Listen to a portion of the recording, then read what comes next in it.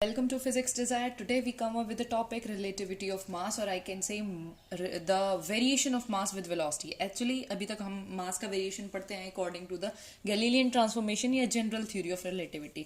अब मैं आपको बताऊंगी कि special theory of relativity में mass जो है वो कैसे vary करेगा. Okay, अभी general theory of relativity में हमने क्या देखा था, एक mass एक absolute quantity थी. S frame में जैसे mass m है किसी object का, तो S dash frame में भी वही रहने वाला है. या मैं कोई भी और inertial frame लूँ तो वो mass ऑब्जेक्ट का वेरी नहीं करेगा. Okay, but special theory of relativity कहती है कि mass can be varied, it can increase और डिक्रीज. ये हम आगे देखेंगे. The factor which we find out will be m is equals to m naught over root of 1 minus v square over c square. We get this value after solving this derivation. तो उससे पहले मजे की बात ये है कि हम इसमें कंसेप्ट क्या लगाने वाले हैं. तो कंसेप्ट आप थोड़ा सा ये दिमाग में रख के चलिए. सपोज अगर मैं कोई ऑब्जेक्ट मानूं, कोई ट्रेन जो किसी वेलोसिटी से मूव कर रही है, सपोज इसका थोड़ा सा बेसिक कंसेप्ट के बारे में बात करेंगे जो कि हमारा यूज होने वाला है आगे के डेरिवेशन में. तो हमारी जो ट्रेन है वो किसी v वेलोसिटी से मूव कर रही है और ग्राउंड पे कोई ऑब्जर्वर है, राइट. तो एक ऑब्जर्वर हम यहाँ भी मान के चलते हैं. तो अगर मैं इसको एस डैश फ्रेम मान लूँ और इस फ्रेम को एस फ्रेम मान लूँ, तो दोनों के अकॉर्डिंग बातें करेंगे.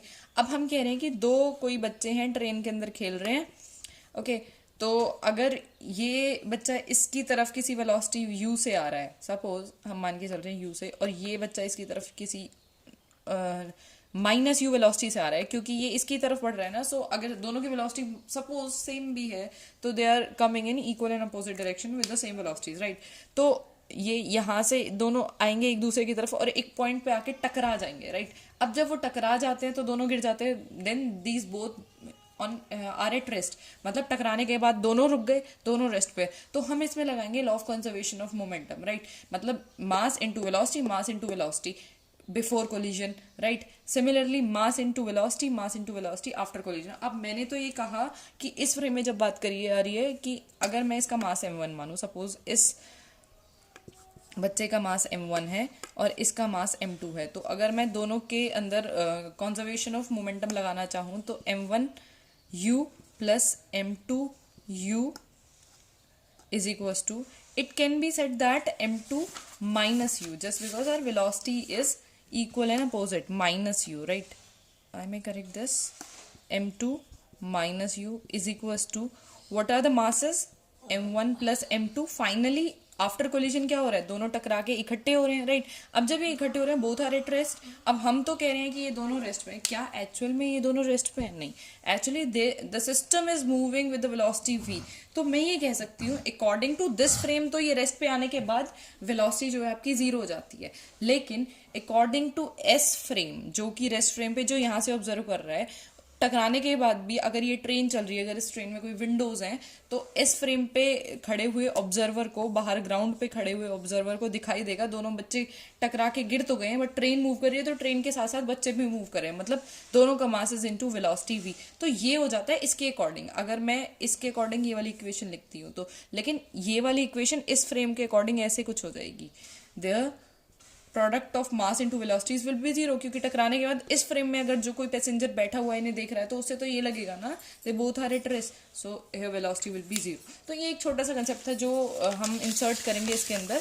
Now we are start with the derivation. Actually derivation what it is all about, वही ट्रेन वाला एग्जाम्पल थोड़ा सा माइंड में रख के चलेंगे तो हो जाएगा, राइट.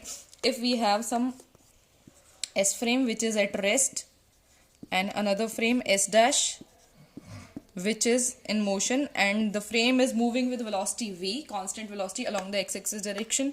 दो आपके पास ऑब्जेक्ट्स हैं, वही एक का मास m है. अगर मैं मानूं इस फ्रेम के अकॉर्डिंग दोनों का मास इक्वल भी है तो कोई फर्क नहीं पड़ेगा.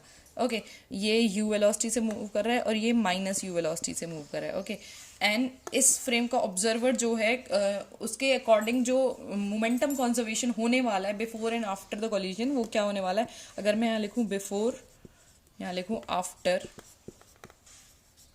मोमेंटम, ऐसे ही करते आते हैं अब तक हम. जो भी मोमेंटम कंजर्वेशन है वो यही कहता है, before the collision and after the collision the momentum will be conserved, right.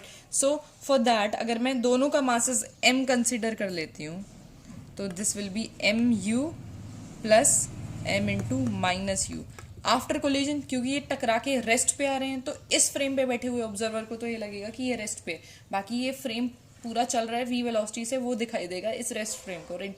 So the masses into velocity is 0 according to s dash, so the equation will be like that, this term becomes 0. आगे हम लिख सकते हैं इसको 0, right. लेकिन अगर मैं बात करूं s फ्रेम की, s फ्रेम क्या ऑब्जर्व कर रहा है, I hope you can write it down with me so that we can manage the space.